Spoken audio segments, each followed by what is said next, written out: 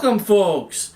Last week I paid a visit to the Alberta Aviation Museum, located just off of Kingsway Avenue in my hometown of Edmonton, Alberta. At the museum, I saw 2 jet fighters and a model of a third, along with a missile, that tell a tale of the Royal Canadian Airforce in the early jet age.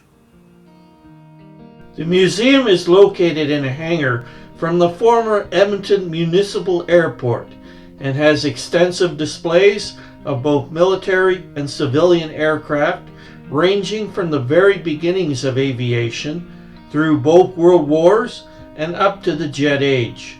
The museum also has a very comprehensive workshop to restore and preserve aircraft to keep Alberta and Canada's aviation history alive. At the entrance to the parking lot for the museum is an example of a missile that has a very interesting history. This missile system was used as an excuse by a Canadian Prime Minister to cancel a jet interceptor project, thereby almost completely destroying Canada's aviation industry and setting it back by decades. It sparked a debate on nuclear proliferation in Canada and in the end brought about the fall of a Canadian government. Join me now as I tell you the tale of the Avro Arrow and the Bullmark Missile. In the early phases of the Cold War, in the 1950s, the greatest threat faced by Canada and the United States was atom bombs dropped from Soviet strategic bombers crossing over the North Pole from the USSR. To counter this threat, the Liberal government of Prime Minister Louis St. Laurent directed Avro Canada to design and build a supersonic jet interceptor for the Canadian Air Force to protect Canada's north, which became the CF101 Arrow. The first Arrow rolled out of the Avro Canada plant on October the 4th, 1957, and testing of the new aircraft began shortly thereafter, and its first flight took place on March the 25th, 1958. The test flights showed the Avro Arrow to be an exceptional aircraft, well suited to the role it was intended for, but politics intervened in the meantime. In the federal election of June 1957, the Liberal government was defeated and a minority Conservative government led by John Diefenbaker took power. Prime Minister Diefenbaker viewed the Avro Arrow project to be a major drain on the country's finances, and on October the 20th, 1959, he cancelled the Arrow and directed that all plans, models, and completed aircraft be destroyed, and so, in effect, also destroyed Canada's aviation industry. To fulfill Canada's obligation to the NATO and NORAD agreements that was meant to have been accomplished by the cancelled Arrow project, the Diefenbaker government purchased 56 Bullmark missiles to be deployed at La Mikaza, Quebec, and North Bay, Ontario. Bullmark missiles were housed horizontally in hardened shelters. In the event that NORAD Command detected Soviet bombers en route to Canada and the United States, an order would be given to prepare the missiles for launch. To prepare a missile for launch, the top of the shelter opened and the Bullmark missile was raised to the vertical position inside the shelter from where it could be launched. The Bullmark was able to achieve a speed of Mach 2.8 at an altitude of 66,000 feet for a range of 250 miles. When in range of the Soviet bombers, a 10-kiloton nuclear fission warhead was detonated to take out the bombers. It might seem odd that the Bullmark will use a nuclear detonation over its home soil to take out enemy bombers.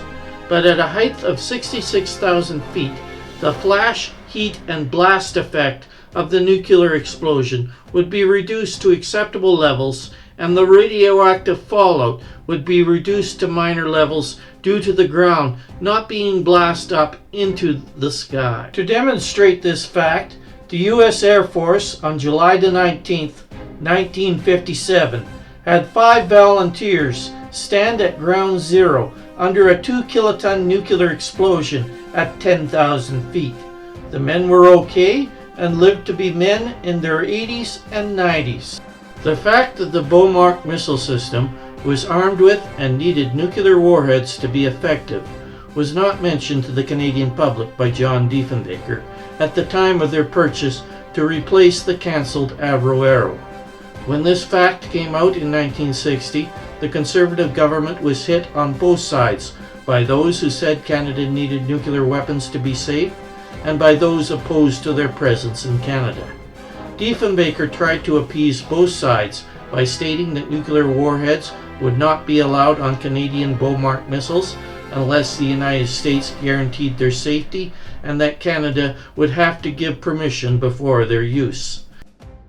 During the 1962 Cuban Missile Crisis, the Diefenbaker government was slow in showing full support for the United States. This, along with his refusal to allow the new F-104 starfighter jets to be armed with nuclear weapons in Europe, satisfied no one and in no small part led to the Conservative government losing the 1963 federal election to the Liberal government of Lester B. Pearson. After the April 1963 election, Lester B. Pearson's Liberal government carried out its campaign promise to fulfill Canada's obligations under NORAD and accepted nuclear weapons. On December the 31st, 1963, nuclear warheads were delivered to the Bullmark missile sites. As the 1960s progressed, the threat shifted from Soviet bombers carrying nuclear bombs towards Soviet intercontinental missiles, a threat the Bullmark missile system was ill-suited to counter. When Pierre Trudeau succeeded Lester Pearson as Prime Minister in 1968, his government announced that the Canadian forces would no longer be supplied with nuclear weapons to show Canada's support for the Nuclear Non-Proliferation Treaty. All American nuclear weapons stationed in Canada, including those for the Bullmark missiles, were returned to the U.S. by 1972. The Bullmark missiles were decommissioned and the bases and launch pads in Canada disassembled and sold as scrap metal. Today, only 2 Bullmark missiles remain in Canada. The one seen here on display at the Alberta Aviation Museum in Edmonton, and at the Canadian Aviation and Space Museum in Ottawa, Ontario. In a yard adjacent to the Alberta Aviation Museum building were examples of jet fighters that were in service with the Royal Canadian Airforce from the 1950s and into the 1960s and 70s. And here we will meet the next jet fighter in my story, the CF101 Canuck.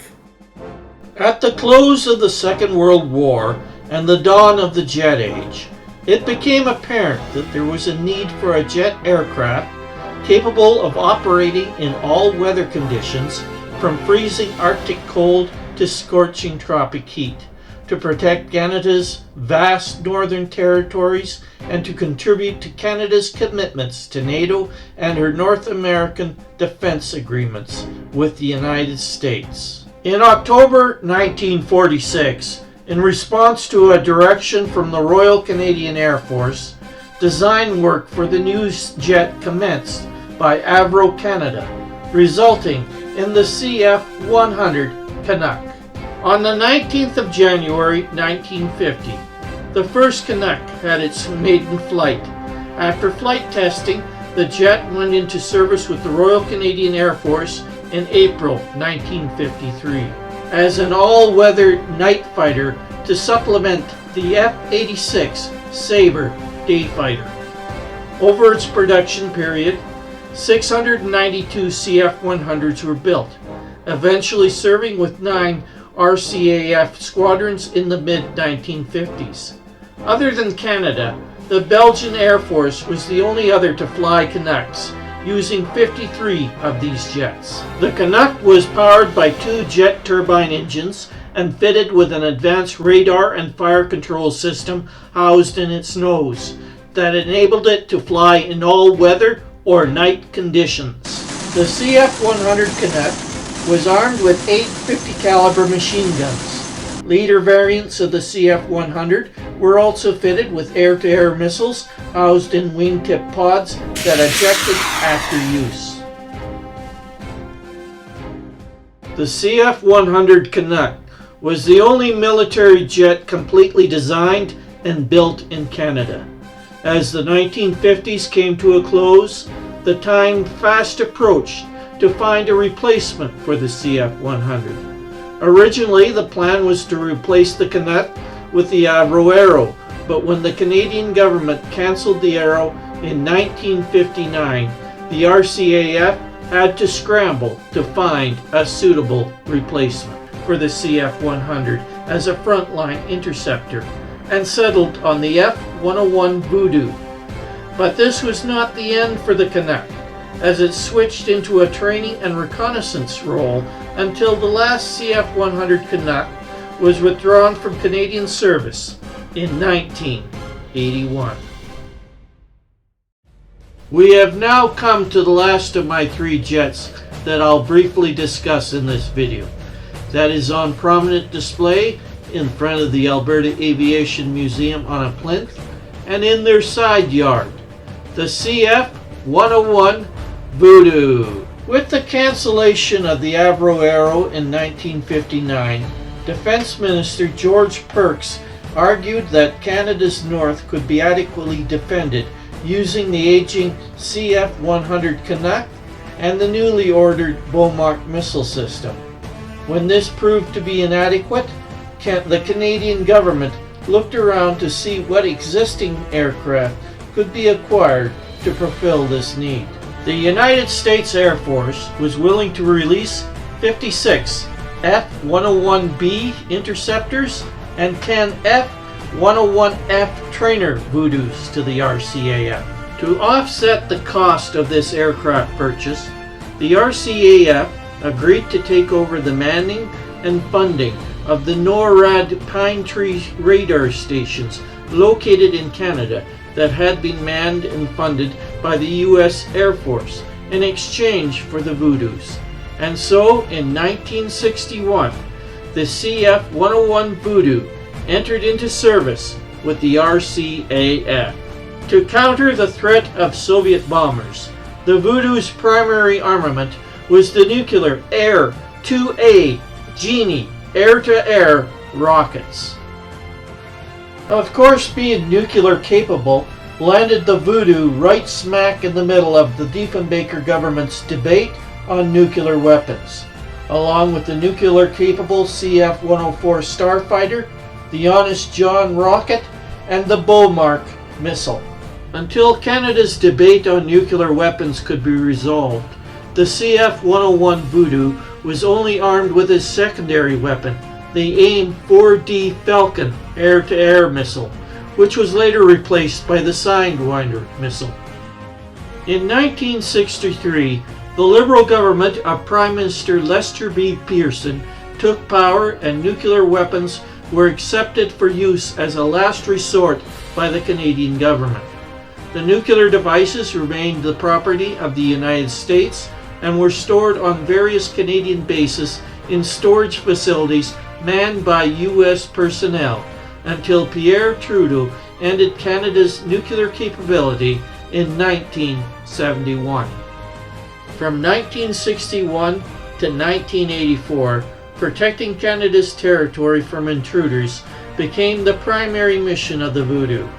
Every Voodoo squadron kept 2 CF-101s on alert, ready to go at a moment's notice, 24 hours a day, 365 days a year, for 23 years without interruption, until the Voodoo was replaced by the CF-18 Hornet. Well, folks, that ends my tale of 3 jets and a missile that gives a glimpse of the Canadian Air Force in the early jet age, using aircraft and a model on display at the Alberta Aviation Museum here in Edmonton. Thank you for watching. As per always, until we meet again, everyone keep safe and well.